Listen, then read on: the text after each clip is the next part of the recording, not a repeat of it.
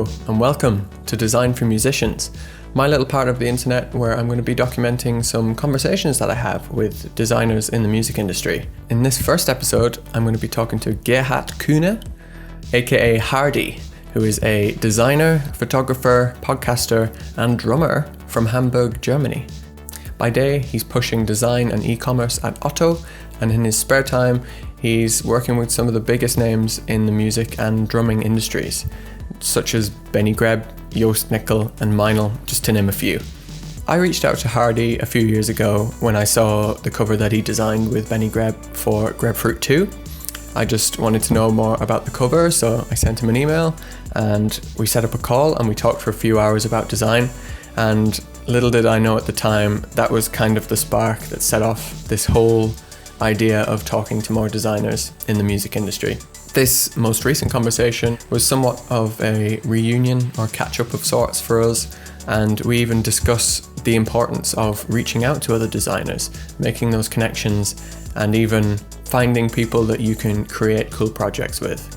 We also talk about developing your own style, knowing when to ask for help, and also some specific projects like the recent GapClick app that he designed with Greb, the new Greb book, Effective Practicing for Musicians, as well as Jost Nickel's cover for the check-in, and also a concept that he has called rhythm-based design, in which he uses different drum beats to influence the layout of a web page. It's pretty cool. Anyway, I'm going to stop rambling now and I'm going to let you get to the conversation. I hope you enjoy. Well, I mean, now all the difficulties, the technical difficulties are out of the place. Hello. It's good to see you. Hello, Ryan. Good to see you as well. It's been a long time. Yeah, 2 years? 3 years? No. Really? Maybe, yeah, I think 3. Maybe even touching on 4. Let's say 3. Feels better. Yeah, exactly. I mean, yeah, it's crazy to think how much has happened in that time, I guess, because back when we did that last call, I was in a different job, a different country. I don't know about you, but yeah, I still feel just as much like I'm starting out and need all the advice I could get. But I know I've said this a few times, but just to say it again to your face, I really super appreciate that last call and this call as well. Because even to this day, it still really motivates me. And I think even your response to me just reaching out has kind of influenced the way I still reach out to other people now. It's like it worked once. Goosebumps. It's like not everyone will just ignore emails. There's some really cool people out there and you're one of them. So thank you. Oh, thank you, Ryan, for your nice words. But that's all about, because I reached out to so many people as well. And sometimes you don't get an answer, but sometimes you have really nice conversations. And then, this is all about that changed your mind, and you have sometimes totally different perspectives, and then it opens up your mind and you think, oh, that was really clever. I should use that as well. Yeah. It's so funny because I've mentioned to a couple of my friends, I'm going to be talking to this person and trying to talk to some more people some more designers in the music industry and just get as much information and context there as possible. And then when I say, I've got this interview with this person, I go, how did you do that? It's like, I just emailed them, actually. It was actually that simple. Just ask. Yeah. Who would have known? Yeah, it's always surprising me as well. Because I told you, everyone is doing the podcast, but I tried it as well. And I was like, come on, there's so many cool people and cool companies out there, or just popping up right now. And I want to hear their story and I just want to talk to them. And sometimes it's getting ignored, but sometimes you are sitting in a nice office the next day and drinking coffee with people you are really nice and tell you everything. So that's cool. Yeah, it is. It's worth the effort then, rather than it just Definitely. Going out into nothingness and you never hearing anything. Yeah. What's the name of your podcast, and have you done many episodes? Oh, it's a German podcast, and it's called Feedback ist ein Geschenk. Feedback is a gift. So, so I reached out because, my day job is I'm working for the biggest e-commerce company in Europe. Well, maybe in Germany. So, and we're doing a lot of UX, UI stuff and concepting, designing apps, all that stuff. And when you are working in a big company, there are a lot of good people, but sometimes it's good to looking out of this fishbowl and get new impulses. And so I try to just reach out to other people and ask them questions I have, and just to share them on different perspective out of my daily business. So that's it. That's the main thing about the podcast. And I think I have 7 episodes right now. Oh, nice. Okay. How long have you been doing it for? How long did it take you to get those 7? The first 3 episodes were really fast. I just called some friends. They are working in different agencies and they were, okay, definitely, just call me and we can talk about everything. And so that was really like, I don't know, one month. And then I paused a little bit because sometimes you need to do other stuff. And then I think the last 4 episodes were in 3 months. I think I do one every 2 weeks or 3 weeks. So I think I could do more, but sometimes it's like, I don't know, I don't have the time and even not the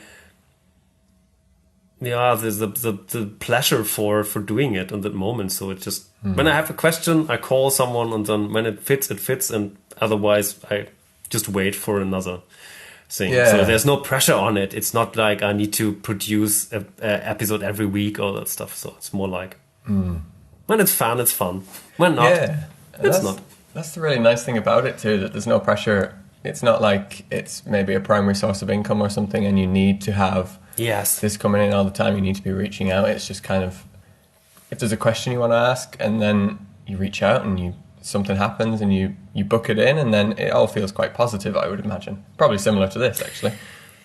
I think this is one of the greatest mistakes a lot of people do, because they set themselves under pressure. And to be honest, no one waits for your content. Yeah. When you put something out, oh, that's cool, and the people enjoying it.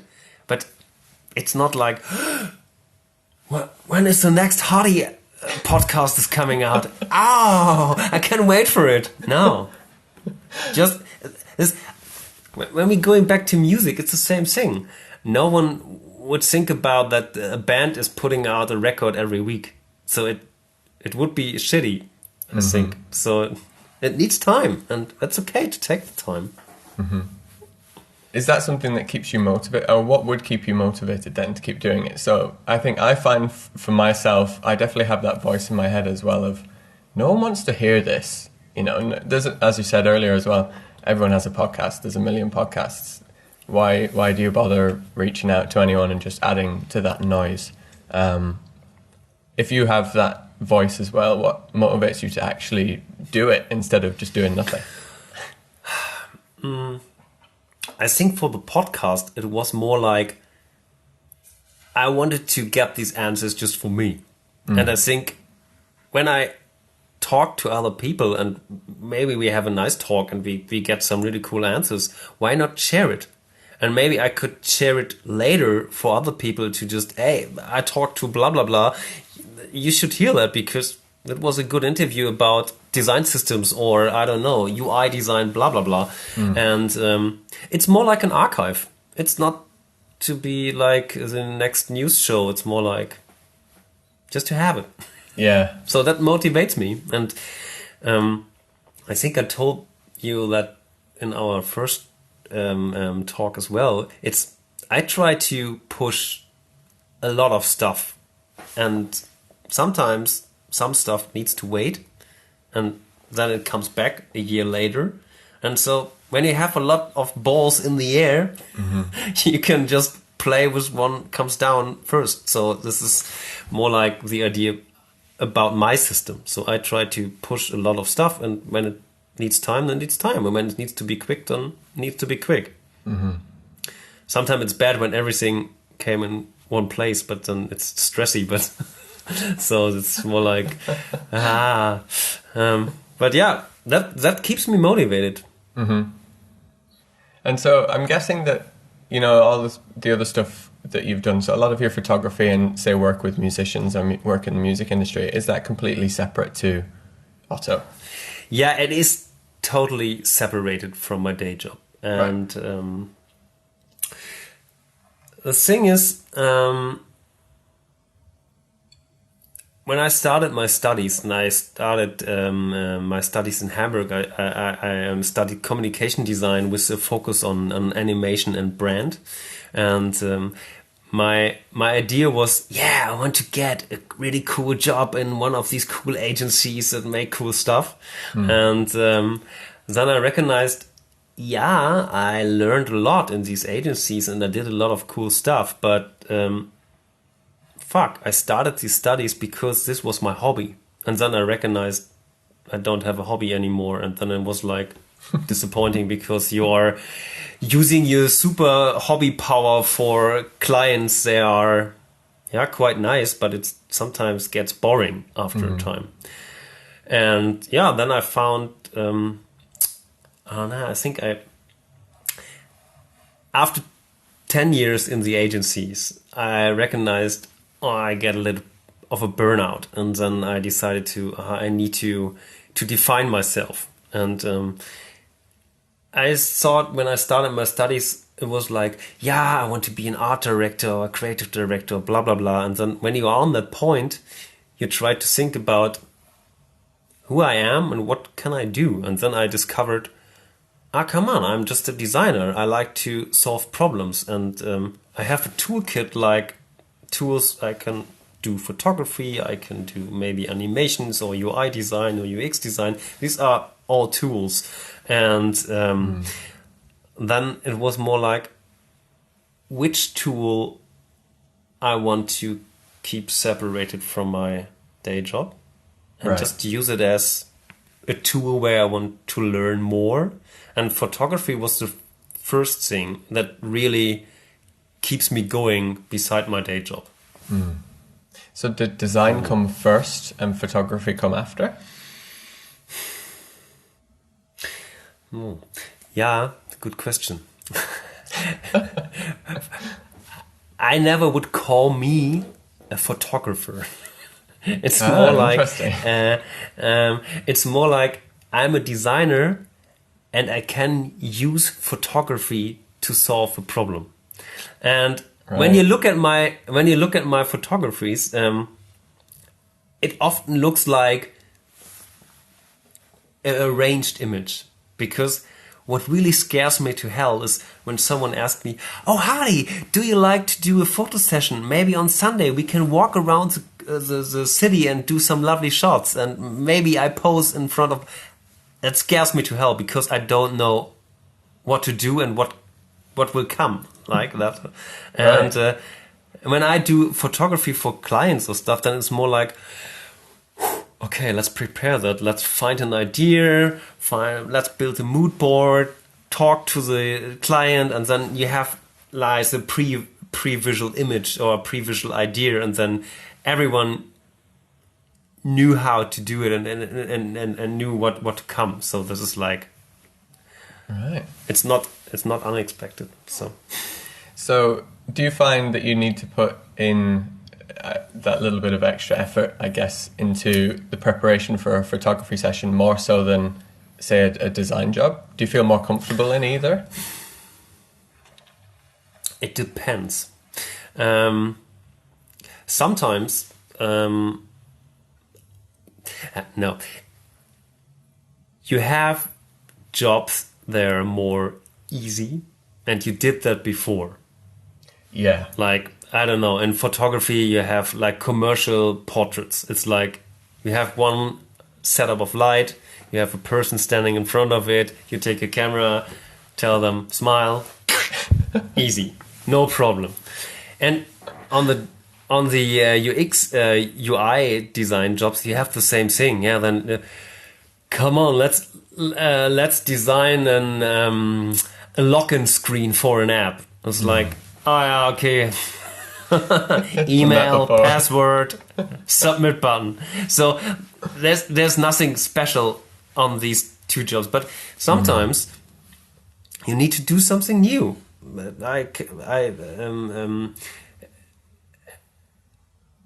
I was asked to do a very special app for Apple when they released their augmented reality kit 2 years ago, and they asked us at Otto, do you want to be one of the first companies with a single purpose app in all our app stores around the world? So are you in or are you out? And I was like, come on, let's do that. I never did that before, but come on, let's do it.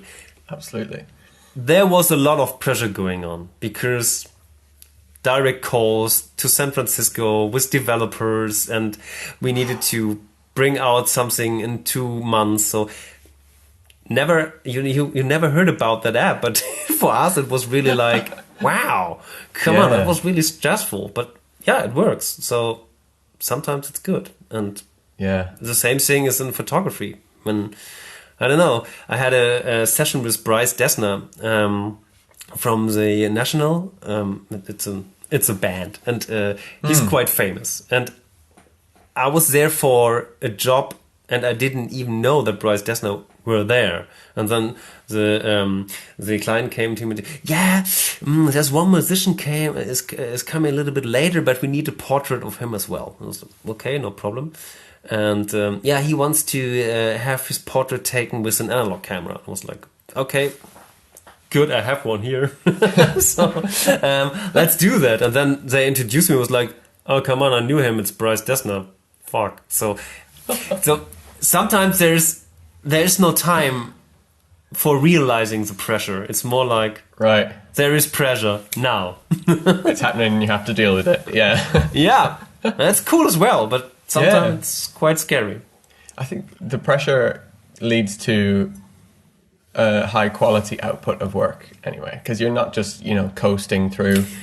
You're actually having to put the effort in, and it comes out in the work at the end. You have no time to think. Exactly. And just as long as not all your projects are super stressful, because I imagine then that leads to a very unhappy designer. Yeah, definitely. I think it's a mixture of both.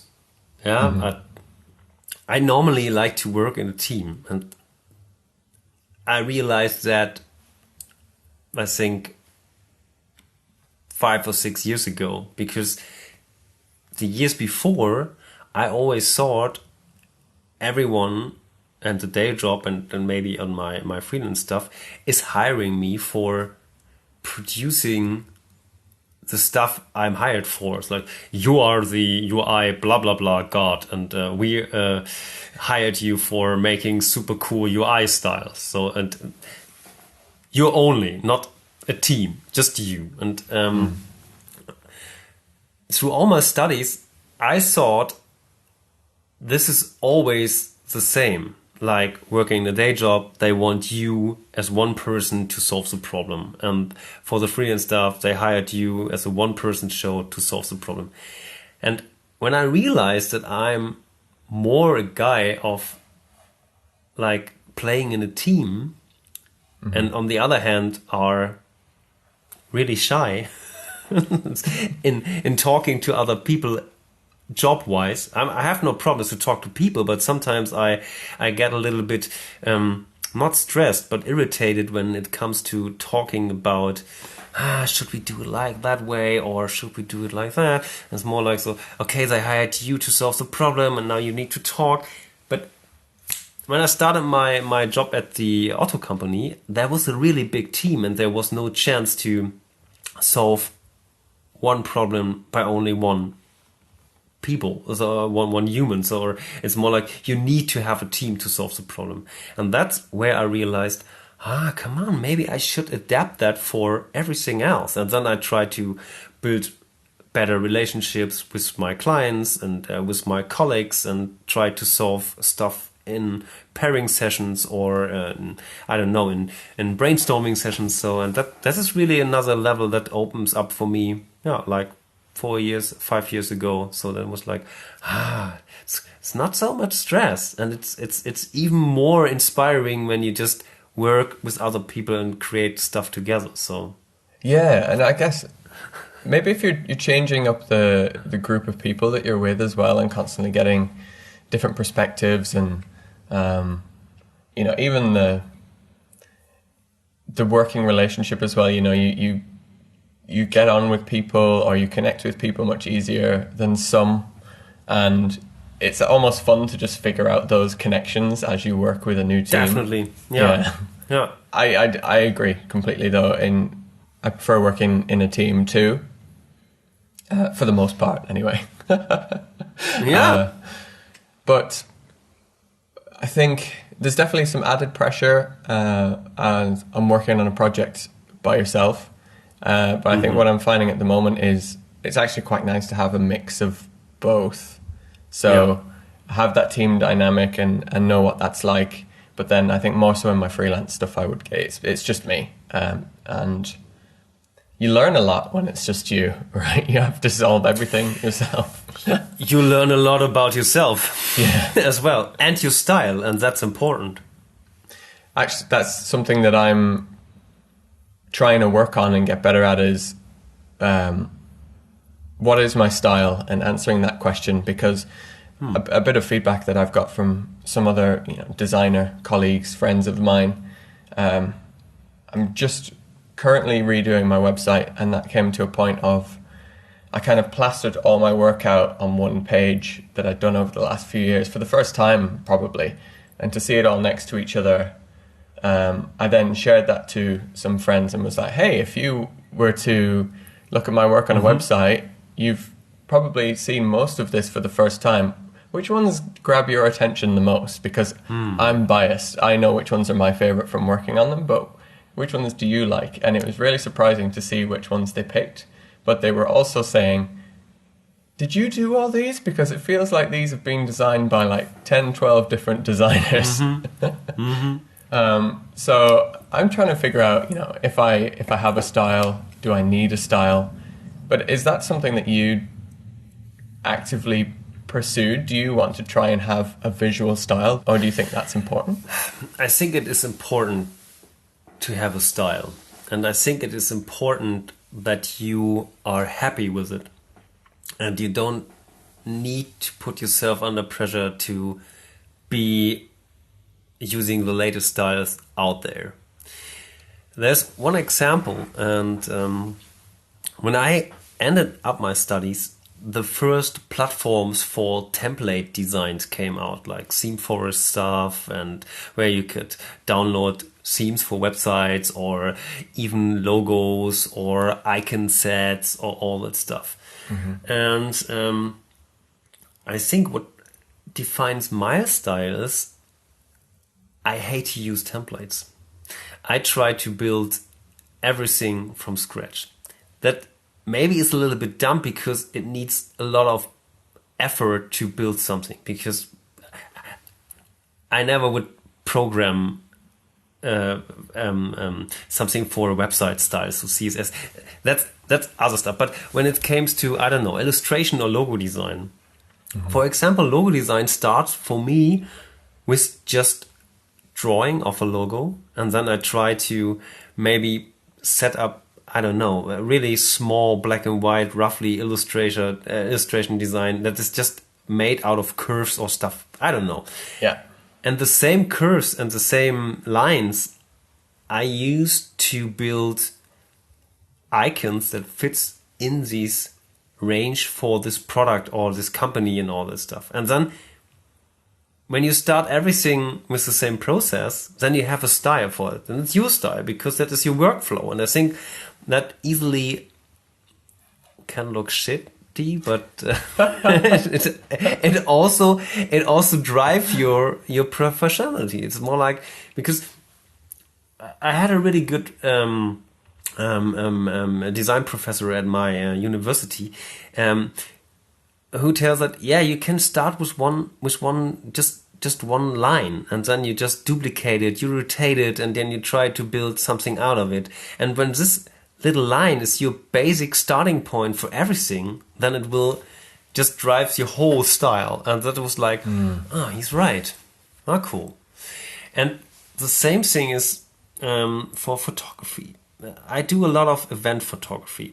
I don't share it that often, but sometimes it gets in front of other Instagram posts as well. So someone is sharing it and my name is under that. So, but I really like to have really punchy colors and really contrast the image. And I don't give a shit of, I don't know, maybe just have noise in this image because I cranked up the shadow so much that it starts bleeding. So, but that's my style. And a lot of people just see, oh, this is a photo of Hardy. And when someone is telling you, oh, I can choose your photos out of others' photos, then maybe it's your style. And that makes me happy because I can reproduce it, I like it, and I don't like to copy other styles because then I feel a little bit, I don't know, it's like cheating a little bit. So it maybe for someone it will sound weird, but for me it is like, that's my way to build up my style. So it's funny that that you mentioned Theme Forest. Actually, that's the company that I work for currently. Well, in Bato, so the overall brand is the company I'm working for currently. And it's so funny because I share a similar philosophy to you. I never design with templates, but a lot of my day job is kind of helping to give designers these assets that can help speed up their workflows and stuff. And there is a place for it too, but there's definitely a difference between complete plagiarism or maybe just taking a template and not changing it versus a starting point to something that you've changed dramatically. Yeah. But, yeah. I totally like to use simple solutions for some of my problems because I think the last website that I programmed is not the right word, is 5 years ago. And I was really disappointed by setting up all that WordPress stuff and using templates and blah, blah, blah. And then I was like, forget about it. Have you heard about former.com? It's like Squarespace or Wix. It's just you can create websites there. It really looks nice. It's really clean. And I searched for just simple website constructing service. So I bought a website there and just put my images there. And it's fine. It's not my style, but because the website should go out of the way, they should present my images. So this is my style and not the stuff behind it. And I think that is you need to choose. But when it comes to output that you are generating and you want to see or you want to have your style, then it's important to do it by your own and not copy stuff. Yeah, agree. I think maybe it was the way I was kind of introduced to design, but I think the process I've always followed usually tends to just start with, sketching, kind of like as you were saying. I never had the first thought of let's use something to get a kickstart on this. It's always been, right, let's get a pen and paper and let's start sketching out this idea. And I think that just lends to getting something unique anyway, because you always start really rough and low fidelity. And then slowly over time, it just forms into what the eventual output is going to be. Yeah. Yeah. And it's totally fine to play around with that because I'm doing it for roughly 20 years now. So when I show you my first projects, they look really, really shitty. Because I started out, because you were a drummer as well. Huh? I played drums as well, and I used to play in a true metal band together with my brother, and that was the starting point. We needed a website, and it was roughly 2000, and then I bought a Dreamweaver license to click together some HTML files and put in our record cover. So this is where it started, and I didn't had a clue about design. It was like, yeah, come on, it's online. Wow, it's online. Cool. I'm a web designer. Woo! And I love those kind of stories, though. I think that's something so special about the music industry and the design industry is that they seem to go so hand in hand with each other. I think you could be a drummer or a guitarist, and then you think, I need an album cover for this song, or I need to get our songs online somewhere. And there's always a connection to design somehow. And I think, it's probably so common that any kind of musician ends up touching something in design. And it's amazing then that if you have a skill set for both. I was a really bad drummer.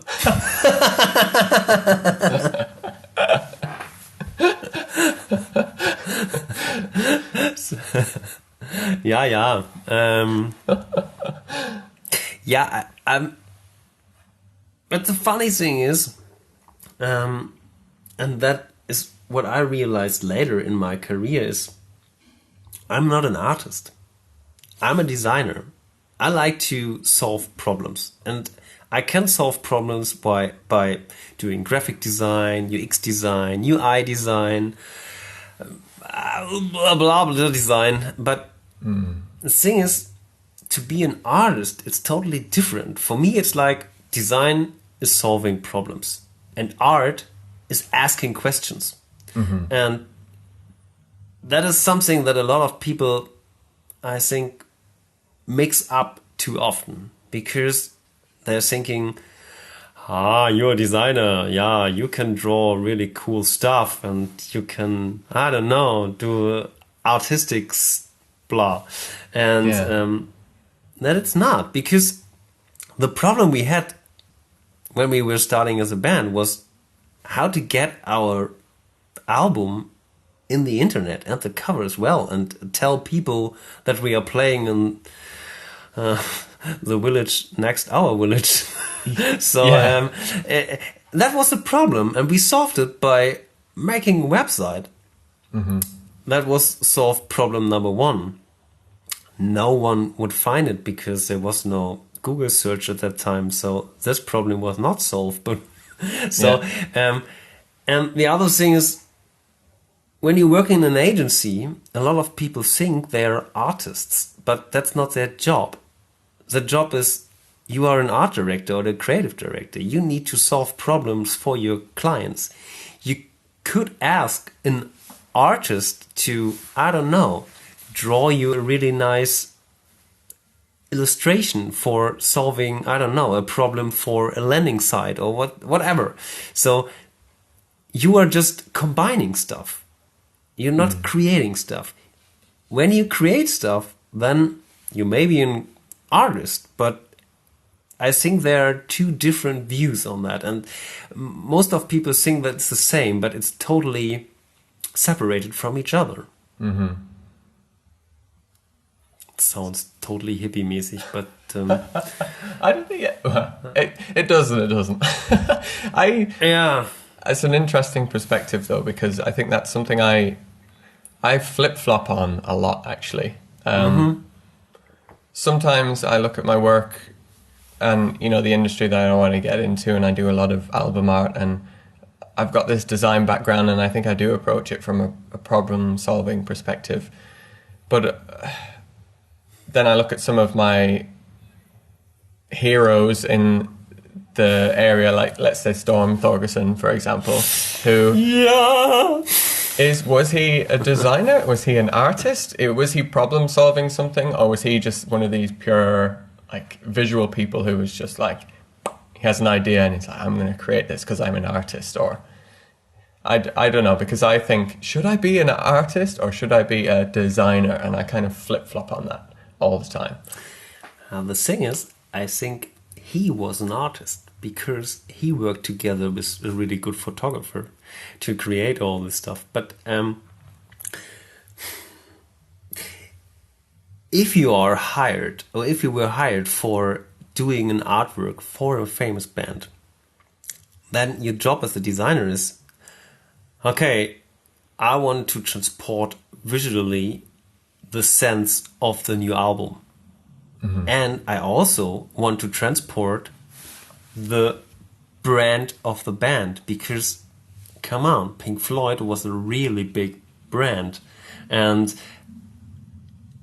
if they were messing it up with the next album cover, then it would be bad for the band. So I think your job, and you do it really well because I saw your work, and I think you think a lot about what is the artist or the band doing and what fits in their brand niche and what supports the album as well. And then you need to bring these two together, and then you have an idea for a visual or a cover art, and then maybe you do it by yourself or you hire someone to do the key visual or I don't know the assets for that. Since we're talking about cover art, you did a project recently with Jost, right? And was it The Check-In? Is that the name of the album? Yeah, The Check-In. Yeah. Was that all you then for the visuals behind that? Because I saw that you shot the photography for that, obviously. Because I think, you know, kind of touching on the style that we were talking about, I think even if I had seen that cover, I would have known it was one of your photos. But I guess all the other packaging and everything around that then, was that all you, or did you have support from other people then? No, it was all me. Awesome. But I had support from Jost because we were talking a lot before we started shooting and creating the ideas. We doing ping pong with our ideas as well, because we first of all did a Pinterest mood board and put some, I don't know, image ideas in there, and then he told me what is the idea behind the album, and was like he wanted to check in different styles, different sounds, and different music styles, and then it was like, okay, come on, let's do something where you are using headphones and listening to music and just feel the vibe stuff thing. And on the other thing,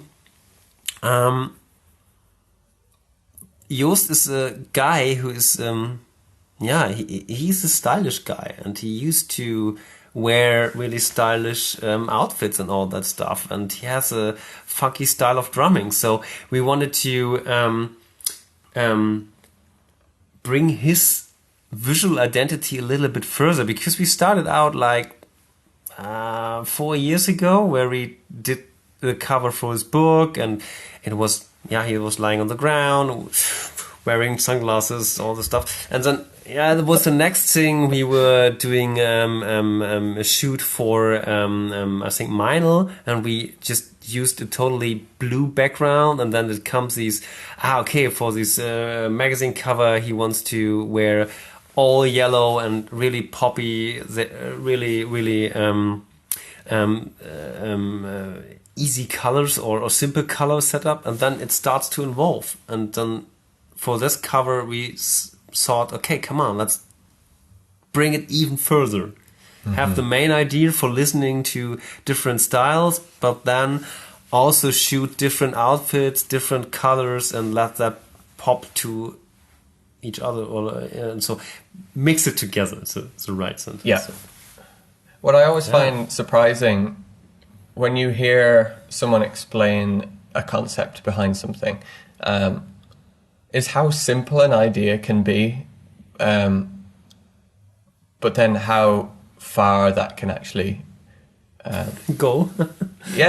and completely work. Like, I think probably one of the traps that I fall into is if we're trying to come up with an idea for something, I feel like it needs to be the biggest, newest, freshest idea. It needs to be all these different things, 2 or 3 different things going on at the same time. But really, I think you've boiled it down really well there, is that you could just have, checking in with different styles, and the visual of like holding onto a headphone there is enough. And that's perfect for any kind of branding for a cover art. It doesn't have to be on top of a mountain looking out over the sea with birds flying in the distance. That's a really cliche example, but I think it works really well.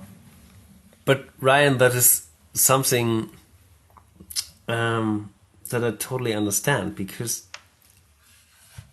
I was at some point where I thought, okay, the next thing should be better than the last thing. Yeah. And that's this is really painful, and this is painful and dangerous for you as an freelancer, designer, whatever. But it's also dangerous for your clients, because you will stuck really soon. And what is your outcome for this client? And this is what I wanted to tell with these cooperation stuff or this pairing stuff before.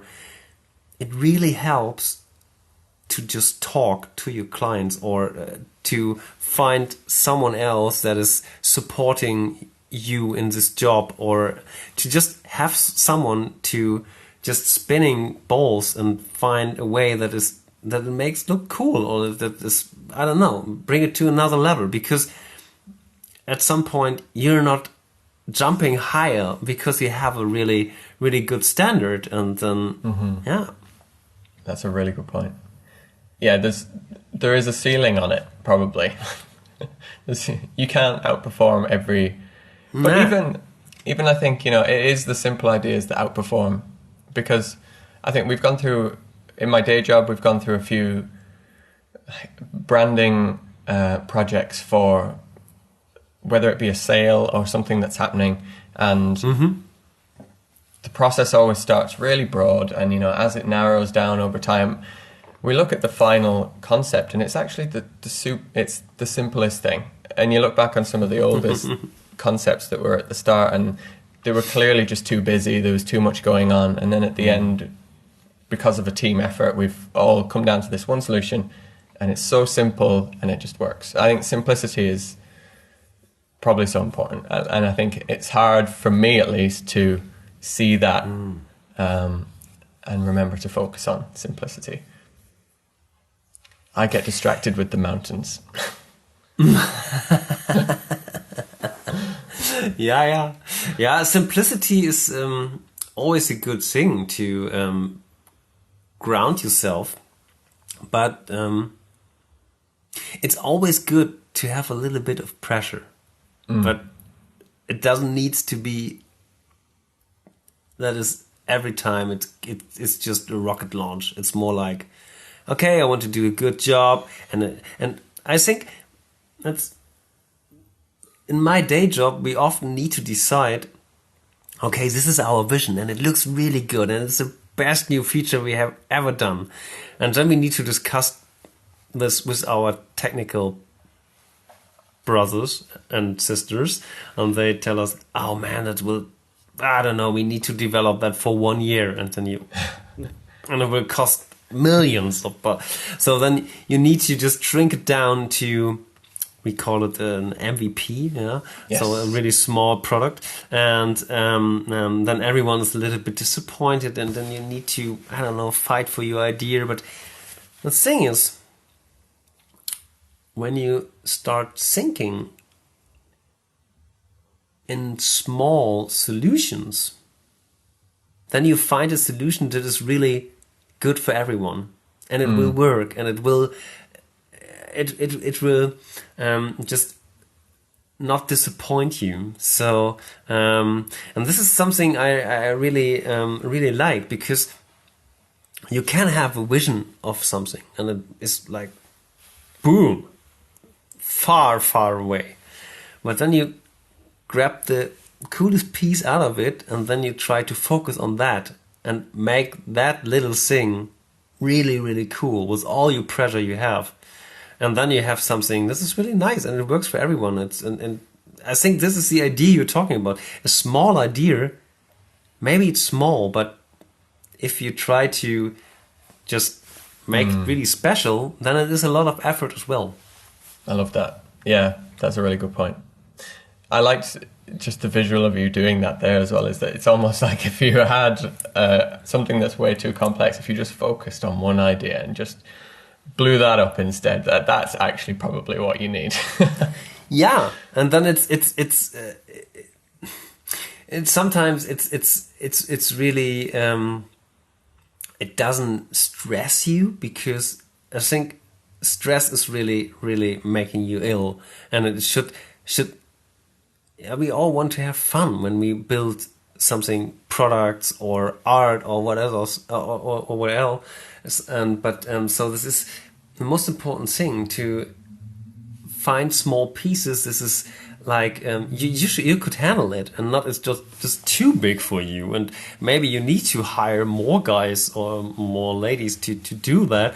And it's more like, okay, this is the smallest thing I can do. Okay, should we put something on it to make it bigger? Okay, then we need maybe more people. Okay, fine. Let's ask them. And that's the point, because when I look back on some of my work that I did for clients or artists as well, I think really, really, I like them all, but I think they could be better if I should have the balls to ask someone else to support me. Isn't that our curse as designers as well? It is our curse. To look back on old work and be like, I could have done that better. But it's not that you couldn't do it better. It's more like, maybe I should ask someone that helped me. Gotcha. Because sometimes you have something that you are really good in, and it's fine, and support that and do a lot of stuff in that area. But sometimes the clients come to you or an artist and says, I want to have a video with blah blah blah and blah blah blah, and I was, I can do video as well. I have a camera, I can record videos, I have maybe some lights, we will do it. And then you record the video and it's okay, but then you realized in cutting the video that you are messing up the lighting and the video looks really blah, and you just play around with grading to make it even better. And maybe there's a video guy and I should have hired him for this project and just work together with him. It would be so much easier, and I think it would be so much better to do this video. And you get it. But I think this is something we should consider as well when we are planning something. Could we do it by ourselves? It's okay for us, makes us happy, or should I ask someone to help me? Yeah, for sure. Because there's some very, very talented people out there, and they can very likely. I think animation for me is that area. I try and do animation myself. It takes me a long time. I'm not very good at it. There's definitely someone else who could do it better and quicker. But it's fine when there are some skills are at a level that you need to put more effort in it. Yes. But when it makes you ill, stop it. Ask someone. And it makes you happy, go with it. It's fine. It's fine to stress yourself with new skills, because I imagine it was really. Someone asked me, could you do an animation movie for my startup that explains the whole service? And I was like, I studied animation. There's no problem. I can do it in After Effects, and I can do character design. Yeah, come on, let's do it. Boy, that was the worst 2 weeks in my life. Oh God! And this really? video was it was really bored, and my computer wasn't fast enough to render all these animations, and it was wasn't good. So and the worst thing is, I didn't learn anything in this job. It was just the pressure that it needs to be final in 2 weeks. So it wasn't fun. It was just like, and the money was bad as well. So it was like, I was it's totally a lose-lose. it was a lose-lose situation. So yeah, you got a learning experience from it anyway. I never do that again. Yeah. I would love to ask you about a very specific project, because it's very new to me. It's not new. I think in the scale of things, it's not new. It's new for me. But GapClick, I've just got it because I'm the Android user. I waited for that version. I was using another metronome for a while and just put it off. And then I don't know if there was a a recent round of adverts for it, or maybe Benny made a new video for it or something. But it came to light for me again. I was like, yeah, I was supposed to get that app. So jumped on it and love it. It's the only metronome app I've ever paid for. I always get the free ones. But I'm loving it. And I think part of that is, the main feature of it is having that gap that you can play around with. But the other part of it is just its simplicity, I think, because especially with the free metronomes that I'm used to using, I open up the app and maybe there's some pop-ups that I need to close. There's different menus that I need to go for. It's kind of bloated. It's trying to do too many things. But what I'm really enjoying about GapClick at the moment is just I click on it and then I'm in the app and it's there and it's ready to go. And what I would love to ask you about is, I think the interface for it is quite interesting because it's quite a complex problem to visualize, I think. Being able to change the length of a gap, change the length of the notes. There's loads of different variables going on. Even outside of the regular metronome things like speed and the sound of the metronome and all these kinds of things. But I think it's laid out quite intuitively, at least for me. I didn't really find I had many issues just getting into it and getting it to work how I wanted it to work. Was there much of a process to that? Like, how many iterations did that go through? Good question. I think the main idea came from Benny. The idea for the app and all this gap stuff, and he is, I think he's telling the story for years. Yeah. Turn off your click, turn it on again, play straight to. And to be honest, the first UI ideas came from him as well. He was just sketching down these speed wheel and have some other settings. The speed wheel was really cool. The other thing was like, what is it? Is it a button or I don't know? And the other thing is the developer behind GapClick, Derek. He's also a really talented guy when it comes to product design or product development, because we were started out really small. We had a first prototype that we were sharing with a closed Facebook group to let them try it out, to use all the different functions, and and we had a lot of cool functions more that is not in the app right now, but this was the same thing we talked about before. This is a lot of stuff was going on. There was, now we need to shrink it down. And I told you I am a bad drummer, so I don't have a clue about notes and all this different notation stuff. I just wanted to play drum. So for me, it was like I was the dumbest user on this app as well. So it needs to be so easy designed that I could use it. So it was really, because Derek, he's a drummer as well, and he's really like, he can tell you stuff about notations and subdivisions, and I was like, okay, I need to sleep. It's too much information for my brain. So, and we were just playing around. I think we didn't had so much different layouts. I think the layout was quite clear, but the hard work was how to really make that experience on this app so nice, because you have an Android app and the forced feedback on this app is not that nice as on the iOS side. But if you are turning the wheel, it vibrates. When you are, I don't know, selecting something from the selectors for the gap and the click, it vibrates. So it is a small app, but it should feel really well made. So this was we wanted to play around with, really less interaction, but a lot of feedback. And so also the sounds that is that you can choose for the click.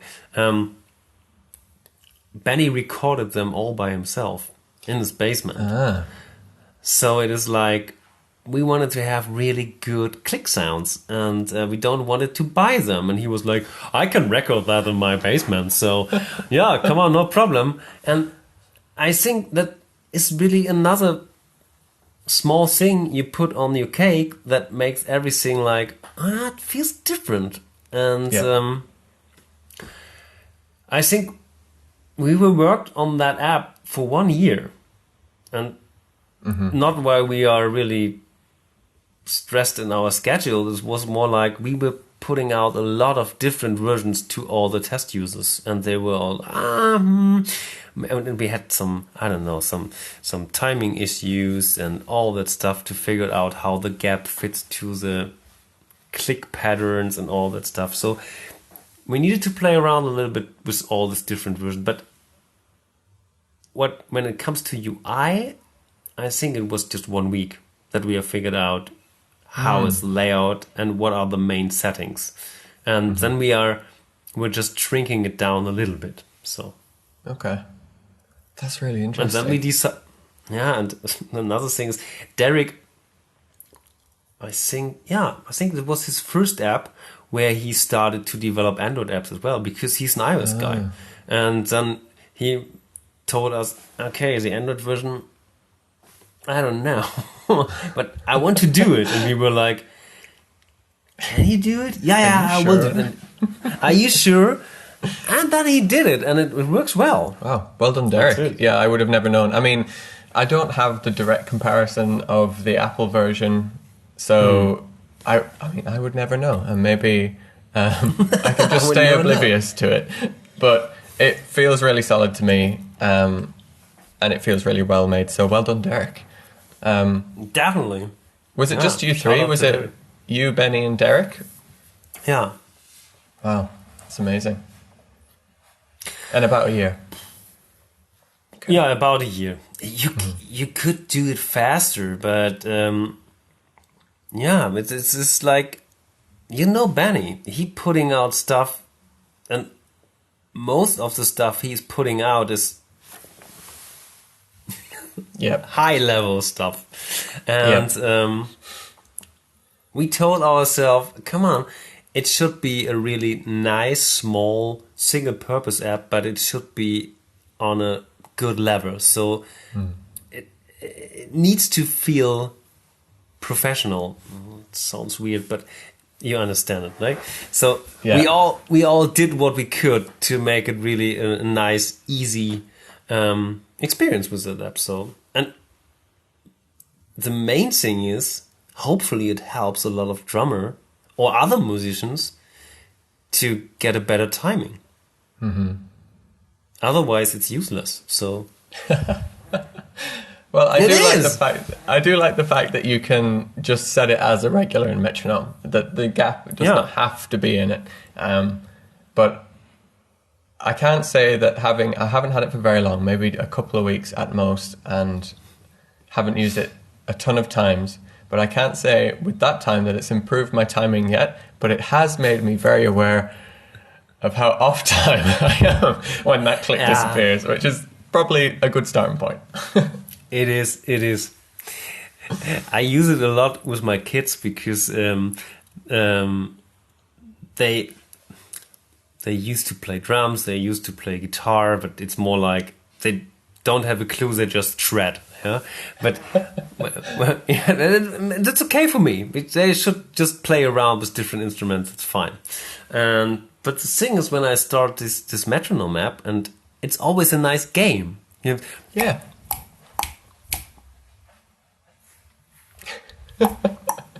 And they start just to walk around in our kitchen, and then they and then the gap, and they try to walk further, and then I missed it. I'm out. So this is just a game for them. It's fine. Yeah. It just teaches their internal feeling for time. Yeah. I hope so as well. I agree. I did the exact same thing with my partner as well. There is this weird... there's a game element to it. You're right. And it's funny to say that about a metronome because they're usually the most boring, dull apps ever. They just keep you in time. That's what they do. But this, yeah, there is a game element to it. I was like to my partner, come over here, I've got this thing, I've got this metronome, it cuts out for a bar, just tap along on the counter and see if you come back in on time. And she was all right. She was pretty good, but she tried it once and was like, no, not doing that again. Yeah, I think a lot of musicians and artists think too much. It's me as well. When I just concentrate. So damn, I missed it. And my wife is always like, it's no problem. And you can speed it up, you can speed it down. She's always on time. Is she a drummer as well? No. She should be. She doesn't have a clue. she has no artistic stuff in her. She is really like the totally opposite of me. I guess while we're talking about Benny, as you said, he releases a lot of stuff and it's all pretty high level. It's good stuff. I haven't read his recent book yet, but is that a project you worked on as well? Yeah, the effective practicing for musicians. Yes, because that's second book. I can't remember now because I've got the language of drumming here with me. Oh, no, you got me. The Art and Science of Groove. The Art and Science of Groove. Oh, how could I forget about that? And effective drumming for effective practicing for musicians. Effective drumming for musicians is also good. That's the next book. That's the next book. Yeah. I've just done a book design, my first, and it was a project. I saw it. Long. And it just recently came out, and it's an amazing feeling to actually hold it in your hands. But yeah, I was very surprised with how much work goes into a printed book. From the screenshots I've seen, it seems to be just quite text-based. As in, I don't know if there's any notation in it. I don't know if there's any imagery in it. But how was it for you? It was my first book in that size. It was really challenging because I think Benny told me about this project 4 years ago that he is thinking about. That he has a concept for the book long time ago. But I think when he started writing it, and he was just going on a special writing session in the mountains, blah blah blah. He told me, okay, I will write this book and I will bring it out and I will send you something when I'm done with the first concept. And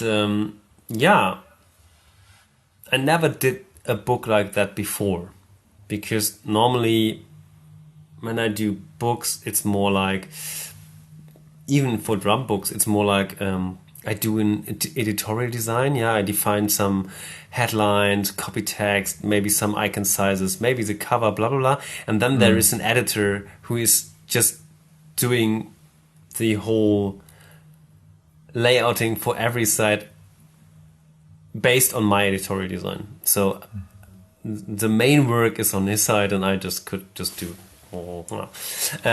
But on this project, he told me, "Come on, let's do it together." And yeah, we were just sitting down for one weekend in my house, and my kids and my wife were gone. So he came on Friday night.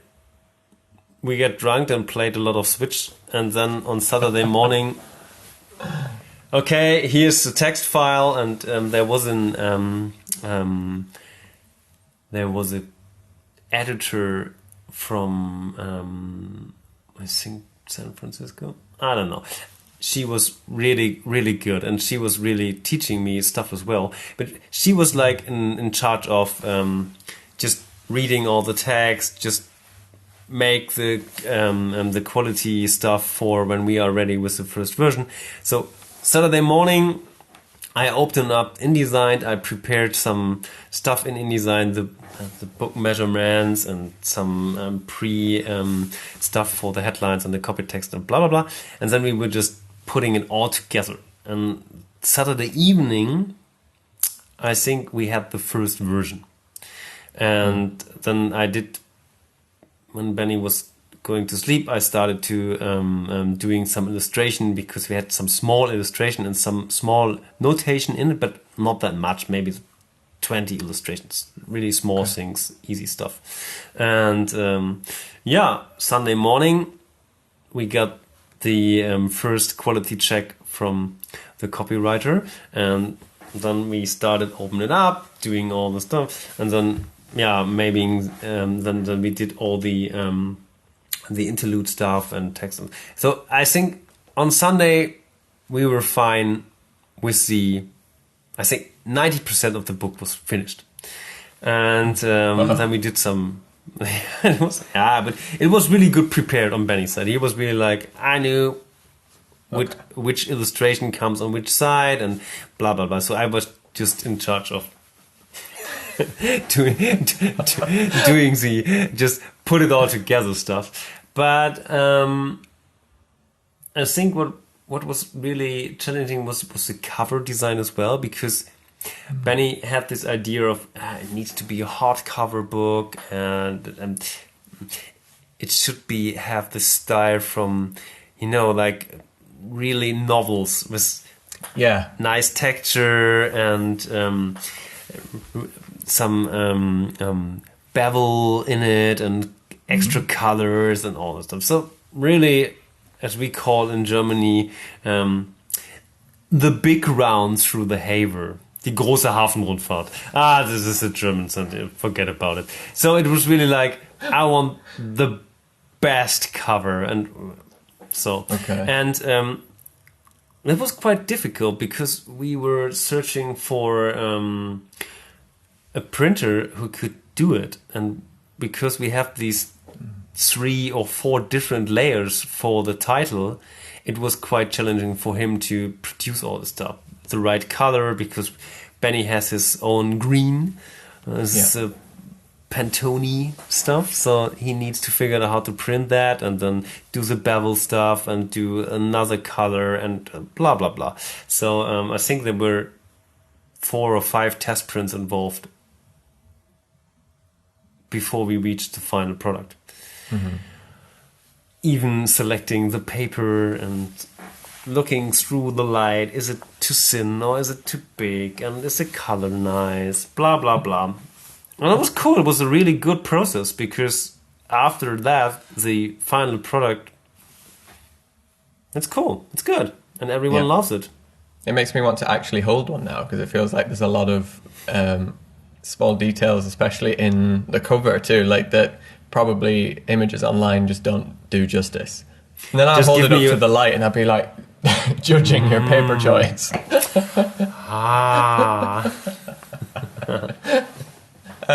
I'm looking at the time. I know it's late for you. I don't want to keep you too much longer. Your wine is getting low too. Yeah, come on. You saw that. Yeah, I just There was one question I wanted to ask you, and this may seem pretty random, but I am trying to learn German on Duolingo. Not very good at it so far, but I'm learning. But I found a talk that you did called Groove-Based Design. And it was all in German, I think. I don't think there was an English version. So sorry for that. Don't be. But every now and then as I was listening, I was like, I know that word. I know that word, but that was about it. But as I was flicking through the video, I think because there was a Benny performance in it, it got me interested to see what was going to happen. And I could see from the visuals that it seemed like you were comparing drums to design. Complete guess. But I wondered, is there any English version out there for that talk? Because it seems really interesting, and I'd love to hear more about it. No, it isn't. But if you like, I can explain it short. You give me the elevator pitch. I give you the elevator pitch. Sure, that'd be great. There are 2 things in interface design and information architecture. And the one thing is called the verticalism, that is defining which elements comes in the vertical space. Yeah. And the other thing is rhythm-based design, and that is basically the size of different types in one layout, so that the user could easily see, this is the headline and this is copy text. And this description, rhythm-based design, was something like that. This triggers an idea in my head. I was like, oh, rhythm design. Maybe there is something that I need to do a talk about that. Let's do some research. And basically, the first thing that came in my head was when you are, because I did that a lot in my career, to do screenshot from a whole website. And when you screenshot, I don't know, YouTube or something like that, it gets really long. Nowadays it's a little bit shorter because they have different reloading techniques. But in the older days it was really long screenshots. And the thing was like, come on, maybe I could just turn these long screenshots and they looked a little bit like an audio signal. And then I found a software that could just analyze images and produce some audio on the different contrast levels. That didn't work out well. It sounds really crappy, but it was the first idea I did. I was talking about maybe I could do, because normally when you have this vertical rhythm and the rhythm-based design, so typo, images, clusters, it is like a rhythm. You have different patterns and they are repeating, so it's like playing drums. And that brought me to the other idea. Come on, if I use really simple drum beats with these contrast levels, could I use these drum beats to create graphical patterns out of it? And That's cool. Yeah, and it worked quite well. And then I just built it up on these simple grooves, and you can see that in the video as well if you scroll.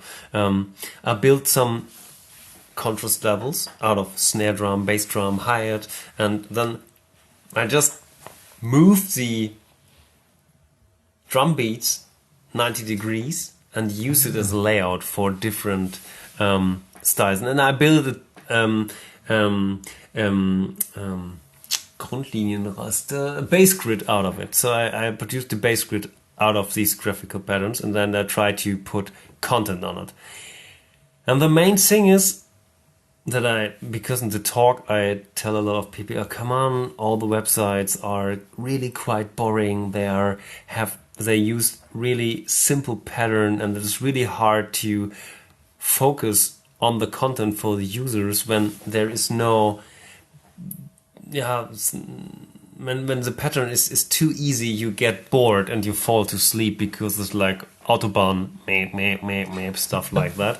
And if you have some breaks in it, it's more interesting and your eye needs to jump. It's like a good book. If you have a good copy text, your eye is jumping, and I think the same thing should be in the layout as well.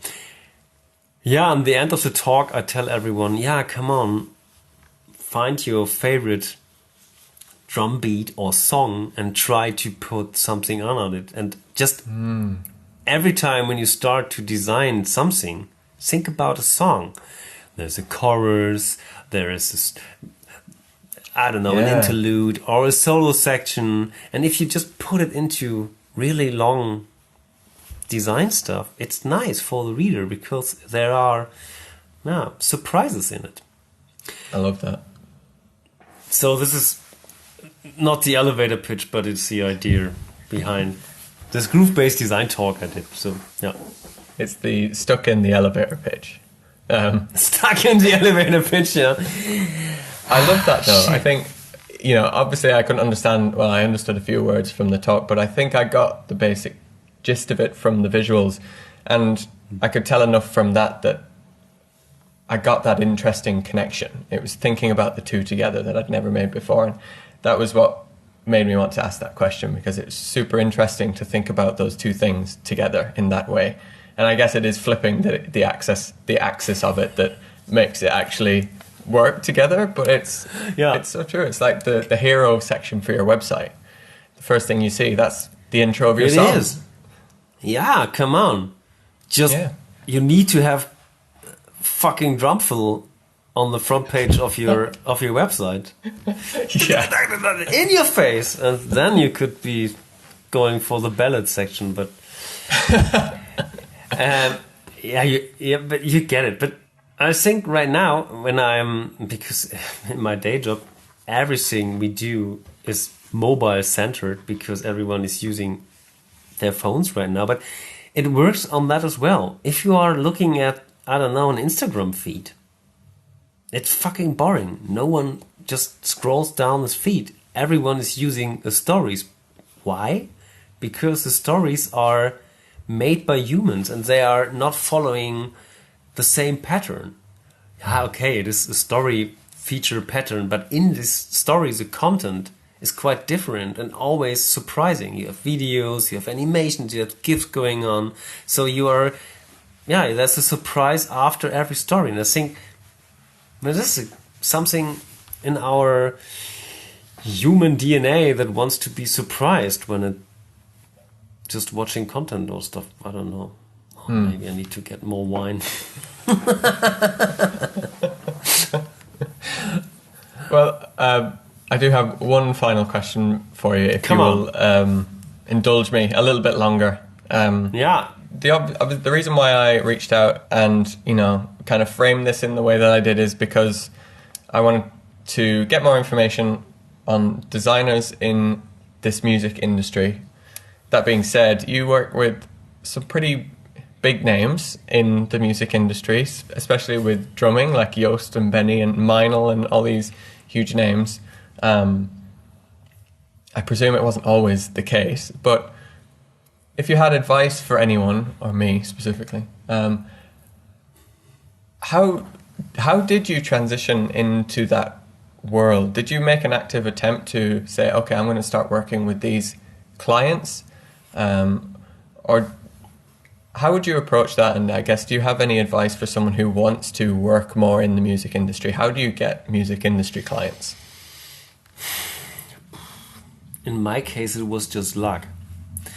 But no, because I was a musician and I played in a band, and my guitarist were working in a band in a bank, and suddenly Benny just entered the bank and wanted to open a bank account, and then they started to talk, and he needs to find a graphicer for his next album, and then it was just that starting point, and that leads from one to another project. But I think to have an advice, don't be scared to ask people to work for them or to work with them. A lot of musicians and out there are just, they want to collaborate with other artists. And for example, all this drumming stuff, that was just started by Benny, and I thank him for that. It is a really cool journey with him on my side. And the other thing is, I have a lot of bands in the stoner rock business because I'm a great stoner rock fan, and I wanted to work with them, to shoot their shows, to do portraits of them. I just call them. What can they say? No? Okay, it's fine. I called another one. So don't give a shit. It's just when you are honest and you produce some solid work, and solid, it's not, you need to be skyrocket. It's fine to do a good job and to be honest and to be a nice and fair guy or woman. You will find your niche. For me, it was like another niche I never showed to other people is I do a lot of work for classical musicians. They hire me a lot for shooting their concerts, and it's like, I don't have the clue what they are doing. I never heard the music. It was like, I did one job for a ensemble that they liked me, and they told other people, yeah, call Hardy, he will do some amazing photos, blah blah blah. And I was like, okay, let's go there. And it's just go out there, ask the people, ask them that you want to do, I don't know, a video with them, a website, a cover, whatever. There are a lot of people that are really thankful for having other people on their side that could produce some stuff. So awesome. I think unintentionally as well, that kind of full circles right back to the start of this conversation of us just reaching out as well. It's perfect. Well, it's almost like we planned it. No. There was one thing, because I will stop talking really soon. But there's one band, King Crimson. I don't know if you heard. They are right now used to have 3 drummers, and Garvin Harrison is playing drums there from one of my favorite band, Porcupine Tree, and 2 other drummers. I forgot the name because it's blah. But I wanted to shoot the show in Hamburg, and I was like, I just reached out to them via Facebook and was like, okay, come on, let's see what's happening, because they're really big, and I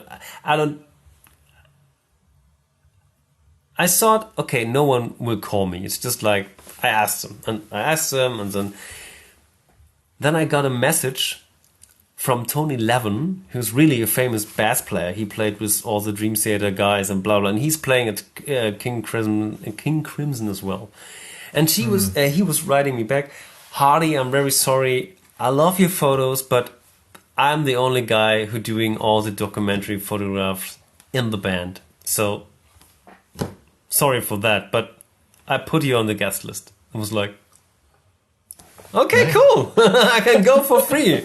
And so that's what's happening. Just go out there, ask them. Don't be afraid. Sometimes it works, sometimes it's not. But you will meet new people as well. That's awesome. I love that. Okay. Well, that's motivated me to keep doing that then. Thank you. Thank you, man. I guess to finish off, I wanted to ask you, and you've name dropped a few bands here now, so maybe that'll lead to the answer to this question. But what are you listening to right now, and what's interesting you the most? And if you were to recommend me an album to listen to, I want to listen to some new music. So throw something at me. Oh. English? German? Anything. Whatever is coming to your mind first. That's what I want. There is a German band. And it feels like an old Power Ranger series. But it is, I really like them. And sadly, they just stopped making music, but the name of the band is called Vögel die Erde fressen. Right. Birds. Yeah, okay, you got it? I will send you a Spotify link later. But, oh man, they are so good. And even my boys, or my kids, they hate them. That is a good sign for me to keep on listening. Because they always bother me. You're always hearing this English music we don't understand. Could you just hear German music? And most of the German music is really terrible. Sorry for that, but I really... it's bother me. But Vögel die Erde fressen, bam. Vögel die Erde fressen. Yeah, come on. Yeah, perfect. Is fressen eat? Yeah, or just birds eating mud. I'm already getting an idea of the kind of music that it's going to be. Yeah, let me know what you think. And yeah, if you could send the Spotify link, that would be great, because I don't know how successful my search is going to be. But that's awesome. Yeah, thank you. I can pretty honestly say that I would have never listened to that band on my own accord, so it's good to get something new. Thank you. Yeah, it's a little bit in a mixture of math rock meets punk meets, I don't know, screamo. Awesome. All right, well, Yeah. I know, what is it? It's almost 11 at night for you, is it? Mm-hmm. Well, thanks for talking to me. I really appreciate it. I know it's very late for you, but thanks for taking almost 2 hours out of your night and drinking some wine and talking to me. It was such a pleasure. It's always good to have a nice talk with nice people. So I could do that. I could do that even longer, but yeah. Maybe we should do a second round. Maybe in some years. But we can also talk without camera. Yes, exactly. That might be quite nice. All right. Thank you for listening to the first episode of Design for Musicians. All links to find Hardy online will be somewhere around wherever you're watching or listening to this, as well as links to Vögel die Erde fressen if you want to give them a listen. I did. They're pretty good. I'd recommend it. But for now, that's the first episode finished. Thanks for listening, and maybe I'll see you in a future episode. Goodbye.